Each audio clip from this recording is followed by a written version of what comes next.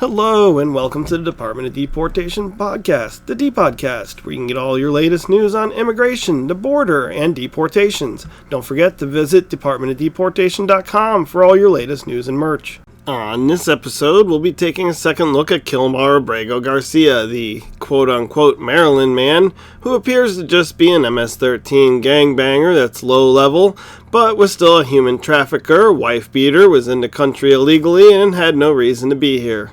We'll also take a look and probably laugh at some Democratic politicians going down and see this guy with varying levels of success. We'll take a look at Margarita as well. So it didn't take long for news to start coming out that this guy might not be a great person. And one of the first things that we're going to look at is the fact that he is being accused of being a woman beater by none other than his current wife. But she did file 2 different restraining orders and they were pretty detailed.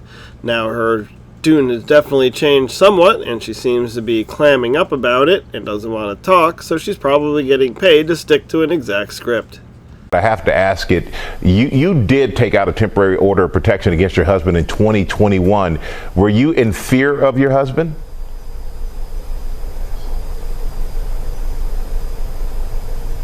My husband is alive. That's all I can say. Okay. So, who knows what to believe in this situation? I don't actually know who's telling the truth, but it sure is plausible that he was someone that would freak out and beat her. And, of course, next we saw that, sure enough, he's actually been accused of human trafficking as well. He was the driver of a van headed to New York, and he had no baggage for any of the 8 passengers that were with him. And they all gave the same address that he gave when they were questioned about where they were going. They clearly were just being smuggled to the northern parts of the United States from the border. Also, it's been reported that an FBI personnel, whoever that might be, gave an order for them to let him go when they originally got stopped for that incident. That remains to be seen if it was true, and if it is, that FBI agent should no longer be employed. So, was Kilmar being mercilessly beaten and tortured in some dank prison inside El Salvador? No, actually it was not. In fact, he was in such good condition that a senator was able to meet with him a couple days ago in a hotel room. And, hey, if you're able to meet in a hotel cafe, life ain't too bad, is it? Hey, another controversy erupted when it was pointed out that they had some type of fancy drink on their table that resembled a margarita. Now, whether they did or not is besides the point, but we'll hear the senator try and justify what he had.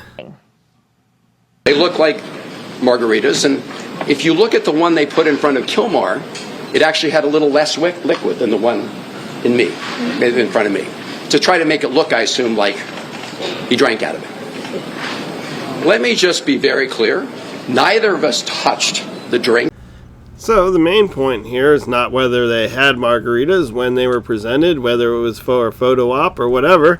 The point was that he was in a hotel with this guy and they were all perfectly fine. This guy hadn't been tortured or beaten or any of the things that was being accused of happening, and he's actually alive. So after seeing that guy's success in meeting up with Garcia, a bunch of other Congress critters on the left decided we're going to go down and try and meet with this criminal too. Unfortunately, they got rejected, and our tax money is no longer going to be used for these Democrat Congress people to go down there. So is there any chance you'll be meeting with Abrego Garcia while you're there? Well, we're actually about to do a press conference to speak a little bit about this, but we got word at the embassy that our request has been denied by the government here locally.